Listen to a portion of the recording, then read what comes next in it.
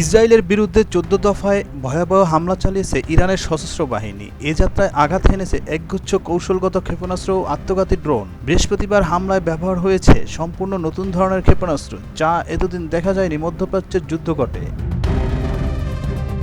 এমনটাই দাবি করেছে ইরানের গণমাধ্যম। তাদের মতে ইসরায়েলের বহুস্তরীয় আকাশ প্রতিরক্ষা পেরিয়ে এই ক্ষেপণাস্ত্র বেশিরভাগই সরাসরি আঘাত হেনেছে তেল আবিবের গুরুত্বপূর্ণ স্থাপনাগুলোতে। বেশ কয়েকটি হেভিওয়েট সজ্জিত ক্ষেপণাস্ত্রের ধাক্কায় হতভম্ব ইসরায়েল। ইসরায়েলি সেনাবাহিনীও স্বীকার করেছে এই হামলায় ব্যবহৃত হয়েছে এমন এক ধরনের বহুযুদ্ধাস্ত্র ক্ষেপণাস্ত্র, যা তাদের প্রতিরক্ষার জন্য তৈরি করেছে একেবারে নতুন ও জটিল চ্যালেঞ্জ। সূত্র জানায়, গুজদান এলাকায় নিক্ষিপ্ত এই ক্ষেপণাস্ত্রে ছিল বহু ছোট সাবমিসাইল, যেগুলো মূল আঘাতের পর ছড়িয়ে পড়ে চারপাশে। বিশ্লেষকরা বলছেন, ইরানের এই মাল্টি হেডেড আক্রমণমূলক প্রযুক্তি প্রমাণ করে তারা শুধু প্রক্রিয়াশীল নয়, বরং যুদ্ধের কৌশলে এক ধাপ এগিয়ে। পশ্চিমা গোয়েন্দাদের চোখে এটি ছিল সারপ্রাইজ শট।